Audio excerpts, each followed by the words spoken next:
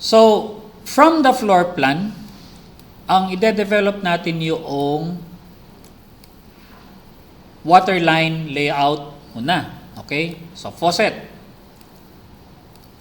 So, magmamark ako ng lines. Kulayan ko muna ng green.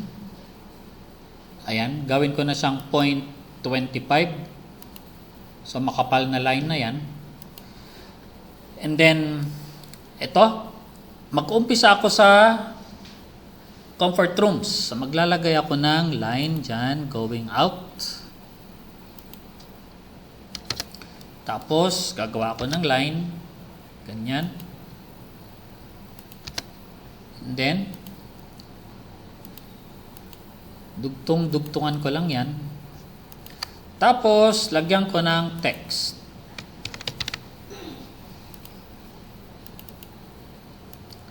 So, this is LV.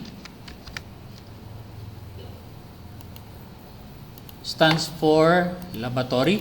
Ang pinagkaiba ng pang-kitchen, ang tawag kay kitchen ay SK or sink. Tapos, this is WC or water closet.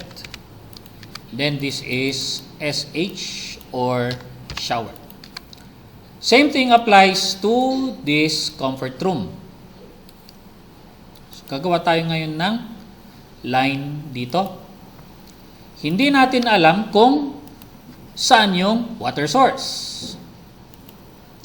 Dahil, ang water source mo tsaka yung septic tank, hindi dapat yan magkalapit. Dapat ang water source mo should be 15 meters away from the nearest septic tank by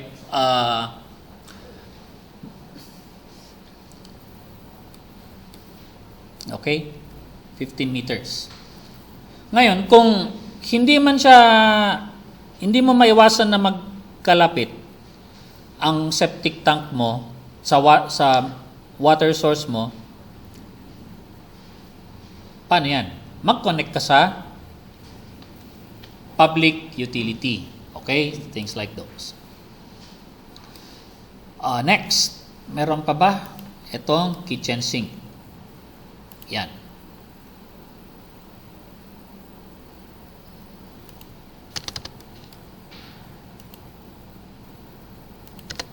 Tapos, maglagay tayo ng hose bib. Maglalagay tayo dito. Ganon din dito sa kabila.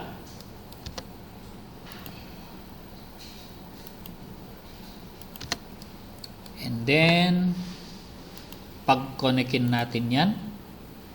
At some point, dapat, yung mga pipes mo, magko-connect siya, no? Meron pa ba tayong na-miss? O wala na ngayon. I-develop naman natin yung sanitary.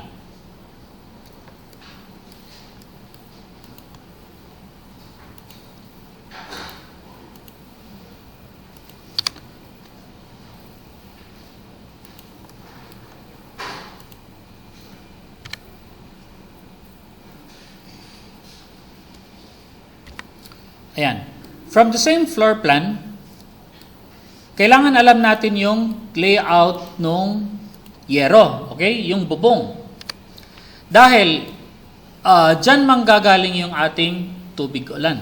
So, let's look at this part of the roof. Of course, the water will flow on this left side of the building. And, yung tubig dadaan yan sa downspouts. And then, yung downspout mo, i-connect mo yan sa catch basin. And then, yung downspout mo, as much as possible, nakakonect yan sa poste. Ano ang itsura ng downspout? Ito yun. Oops. Hindi ko nilagay dito si downspout.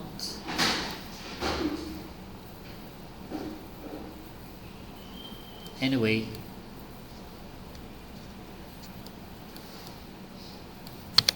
Okay, next.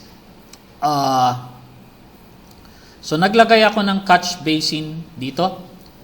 Mapapansin nyo na itong catch basin, sana equally distributed. Something like this. So kung anong distance dito, ganon din yung distance dito. Pero, i-minove ko si catch basin dito. Why? Siyempre, meron akong bintana dito, di ba? Yan. Alangan maglalagay ako dito ng downspout. Pag open mo ng bintana, meron ka makikitang pipe. Mali yun. So, nilagay ko dito. Next. On this side naman, ganon din, catch basin. And then, dito ako naglagay ng catch basin sa dulo. Okay? Pwede yan. Tapos, eto, pwede mong i-connect pa ganyan. And then, eto yung pupunta sa street sewer. Okay, next. Punta tayo ngayon dito sa gray water. Okay? So this is violet or magenta. Ginawa ko tong 0.35. Ayan. Walang solid na dadaan dito, kaya i-connect ko na siya sa catch basin. And then naglagay ako ng clean out dito for maintenance purposes. And then, ganun din dito. Yung mga gray water, nakakonect siya dito sa catch basin. And then, eto namang water closet, mag-generate ka lang ng line mula dito sa gitna niya. And, pwedeng ganyan, naka 90 degrees. Pero wag mo na siyang i-90 degrees kasi yung tubig mo, pag punta rito, baka ma-stuck yung solid material dito. Kaya, as much as possible, maglalagay ka ng bend. Okay?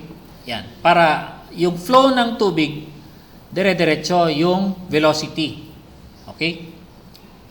Kasi kung minsan, pag yung flow ng tubig biglang mag-slow down, there is a tendency na yung solid material maiipon. Take note na at some point, yung velocity ng solid magkaiba sa velocity ng liquid. Kaya, merong provision ang pipes na slope. Huwag masyadong flat, otherwise hindi tatakbo yung tubig. Huwag naman masyadong steep. Kasi, mauna yung tubig, baka maiwan yung solid. Okay, next. You now connect the soil pipe to the septic tank. This is my final drawing. Etong septic tank, it is composed of 2 chambers. This is digestion. And then this is the leaching. And then yung leaching, connect ko dito sa catch basin kasi clear water na yan. And then finally, nag-decide ako na dito ko na lang ilalagay yung drain going to the street sewer. Why? Kasi pag yung drain nilagay ko dito sa kabila, masyadong mahaba yung flow ng tubig. Pupunta dito, liliko pa doon, and then pupunta sa street sewer. So, things like that. After that, you also have to develop the isometry. Yan. Ang purpose nitong isometry, para makita nung magko-construct yung kung saan ilalagay yung elbow, saan ilalagay yung T, and then pati mag-estimate, alam din niya kung ilan ang ilalagay niyang materials. Okay? Now, look at this. Ito yung sinasabi ko kanina na vent through roof. Kapag hindi nakakonect itong, let's say, itong water closet, yan. walang singawan ng tubig. Take note na itong septic tank, sealed yan, ano?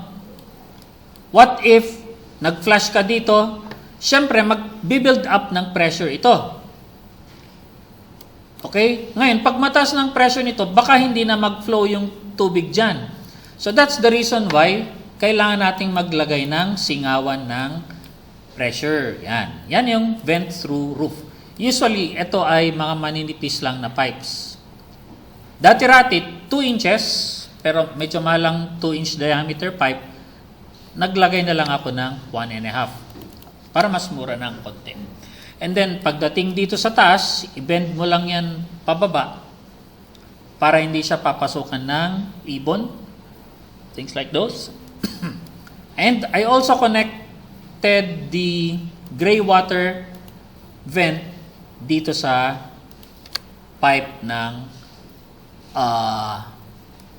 green. So same thing here, naglagay ako ng vent through roof. Now let's look at the details of the septic tank.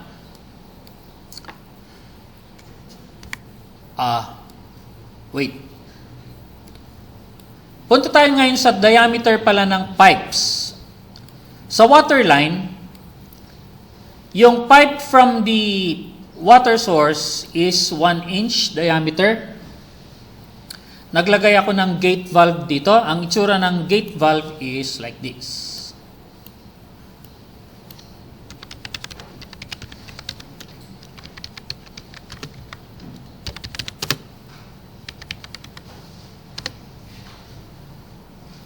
Yan. Okay? So, yan yung switch ng tubig. Ngayon, ang purpose nitong gate valve, kapag close mo yan, walang dadaloy na tubig dito sa CR dyan, pati dito sa kabilang CR, walang dadaloy na tubig. Next, naglagay ako ng gate valve dito in the sense na kapag meron kang maintenance dito, for example, merong leak, yung shower. So, you have to turn off the gate valve here. Turn off mo yan. Pero, functioning pa rin itong kabilang CR. So, that's the purpose of having several gate valves. Likewise, naglagay din ako ng gate valve dito sa kabila. If in case, meron kang maintenance dito, papatayin mo yung tubig dito, pwede kang gumamit dito sa kabila. Okay, next. Pagdating dito sa distribution, gumamit na ako ng 3/4 inch na PPR. Ngayon, dati-rati, 1/2 inch lang ito. Pero, pag nagkasabay-sabay na ang shower, nagsabay si kitchen sink dito sa labas, tapos 1/2 lang ang pipe mo dyan, medyo bumabagal na yung flow ng tubig. So, pinalitan ko na ito ng 3/4 inch. If in case, magkasabay-sabay yung mga gumagamit ng tubig, masusustain mo yung pressure. Okay? Next. Dito naman, ang sizes ng sanitary pipes para sa water closet or sa inidoro or sa kubeta, gagamit tayo ng 4 inches diameter PVC.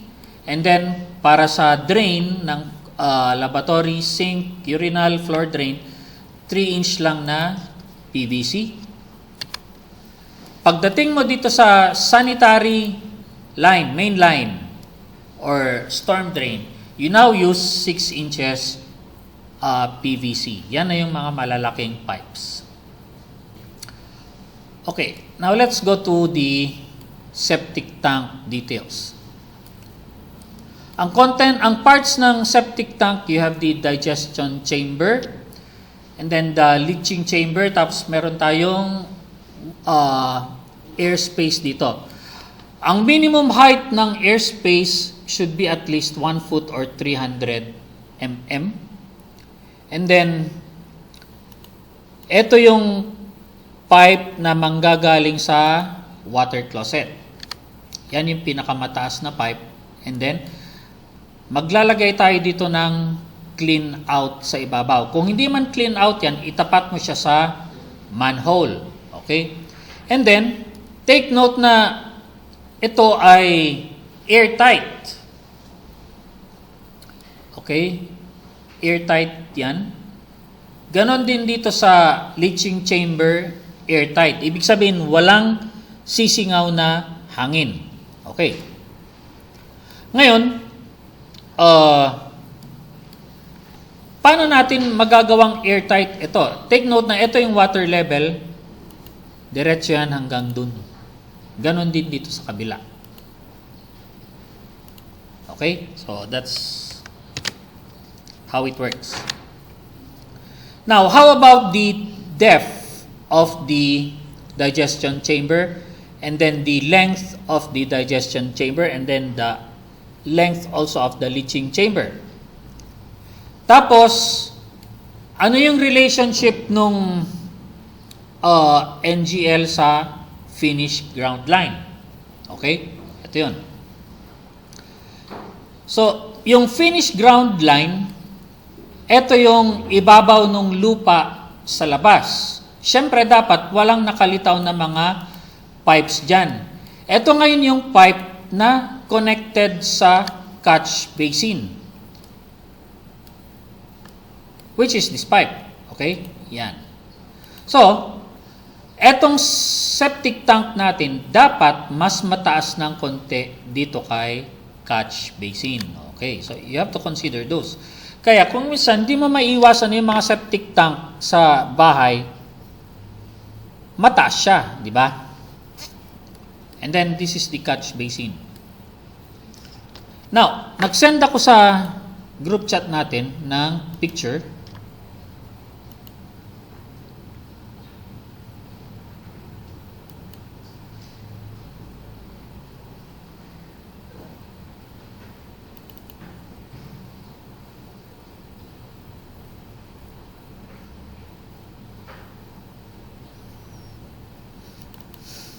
Ayan. So, this is taken from Carillo book. Ito. So, dapat alam natin kung ilan yung nakatira dito sa bahay. Okay? Ma-maximize natin. Let's say, dito sa bedroom 2, 2. Sa bedroom 1, 2. Dito sa master's bedroom, 2. So, meron tayong 2, 4, 6 persons. Tapos, isang maid, 7 persons. Okay? Yan. Now, let's look at the table.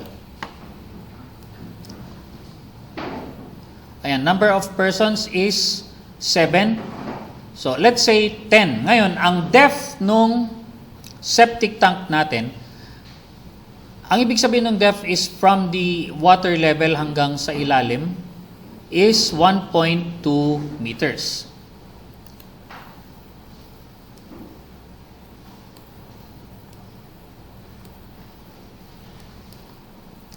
Ayan yon. Okay? So, sukatin natin. 1:50.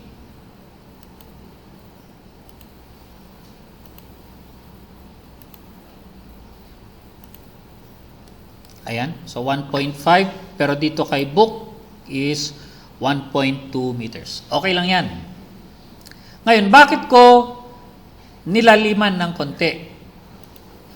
What if, in the future,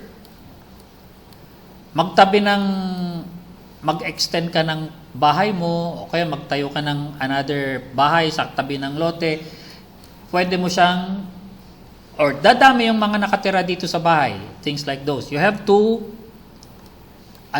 anticipate. Okay, next. Ano yung size nung length nito? 1.95. By the way, this is the length. 1.8 meters, yung clear length. For a 10-person septic tank, the length is 6 feet or 1.8 meters. Ayan yung L, okay? So, 1.8, ilan yung nilagay ko? Yan siya, 1.8. Next is, how about the width? The clear width of my septic tank is 1.2 meters. Now let's look. Ang minimum width pala ng septic tank, by the way, is 0.9 meters. Okay? Ngayon, ang ginawa ko is 1.2 meters. Okay lang yan. However, kung minsan, yung septic tank mo, hindi mo maiwasan na hanggang 0.9 ka lang kasi may property line dito. Okay? If in case hindi mo maiwasan yan, and then, ang gagawin mo ngayon, habaan mo yung length. Okay? Huwag mong lalaliman basta-basta. Habaan mo na lang. Okay? Next. How about the leaching chamber? So, ang sukat nito ay 0.75. Let's look here. Depth with length. Tapos na tayo dyan. Let's look at the notes.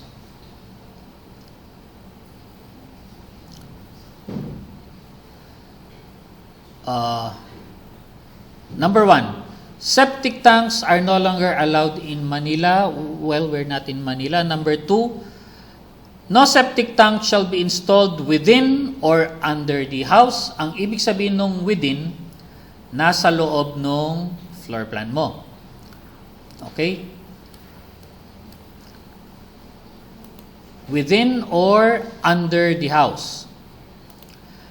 Pero, nagkaroon na ako ng experience na yung septic tank, yung bahay, nasa property line. Okay? Ngayon, masyado nang maliit yung mga lote, in the sense na yung buong bahay, yun na rin yung lote. So, yung septic tank, nilalagay na lang dito sa garage. Okay lang yun. Di ba? Eh, yung garage naman, hindi naman yan tinitiran ng tao. Okay, number 3, tanks must be built watertight of concrete, stone, or brick. 4, both compartments are provided with manholes and tight covers for cleaning. Yung manhole, ito yon. Okay. Number 5, inlets and outlets are submerged and arranged in such a way that neither sludge nor scum be unduly disturbed. Okay. Ang ibig sabihin niyan, yung flow ng solid or ng waste ay dire-diretso. Okay? Number 6, inlets and outlets are arranged so as to deliver the sewage to the middle third of the tank depth. Middle third of the tank depth. So, yan. So, hatiin mo ito ng tatlo. So, somewhere here, de-deliver mo yung waste. Ayan. Mag-flow pa rin yung waste dyan. Number 6. Inlets and outlets are arranged. For instance, in a tank 1.2 meters deep, the inlet and outlet should be submerged 0.4 meters. So let's check that.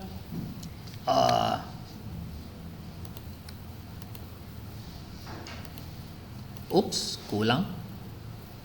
So ibig sabihin, habaan ko pa daw yan para maging 0.4. Yan. Okay? Next, number 7. The vault is vented through sanitary tees in the inlet and outlet, having top ends open and screened to make tank mosquito proof.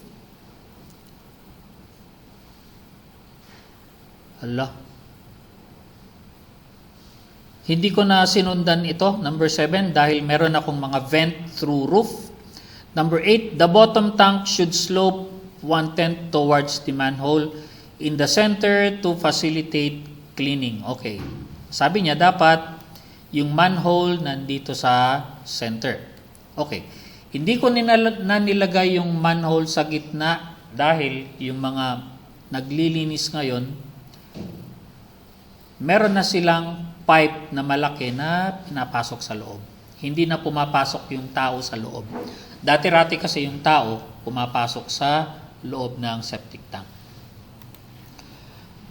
And then, number 9, not less than 0.2 meters of air should be left between the top. Ito. So, not less than 0.2. Sa ngayon, ang sabi ni sanitary engineer, minimum of 0.3 or 300 mm. And then 10, no minimum dimensions are specified for the leaching chamber. Its width, however, shall be the same that of the digestion chamber, and its length shall be at least 0.9. Okay, so no minimum. Na-experience ko na yan. No minimum. Ang aking leaching chamber ay 0.60 meters lang. Okay lang yun. Tubig lang naman ito eh. Walang solid yan. So that's how to get your dimensions. Ngayon, ano yung footing? Let's start with the footing. Ang details niyan ay ito.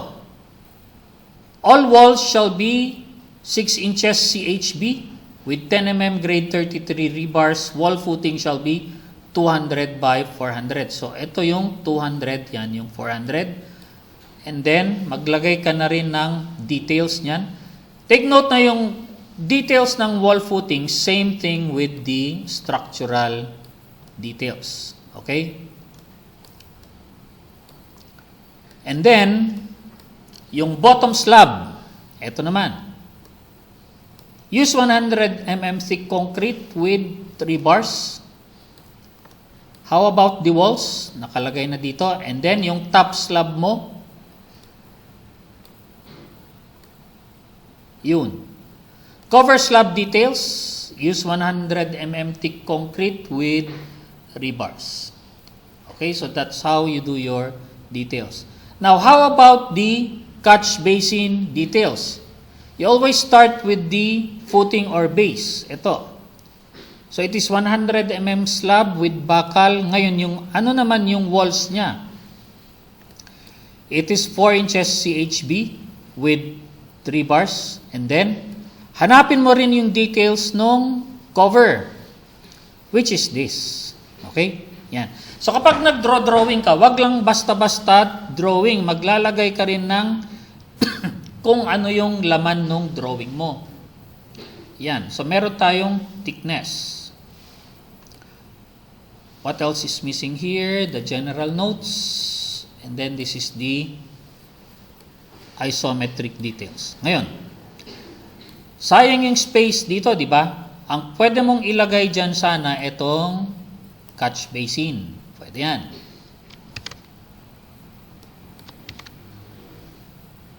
Oops.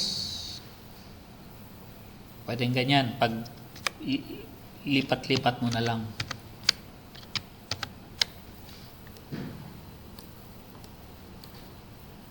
Okay guys, so that's it. Thank you for listening.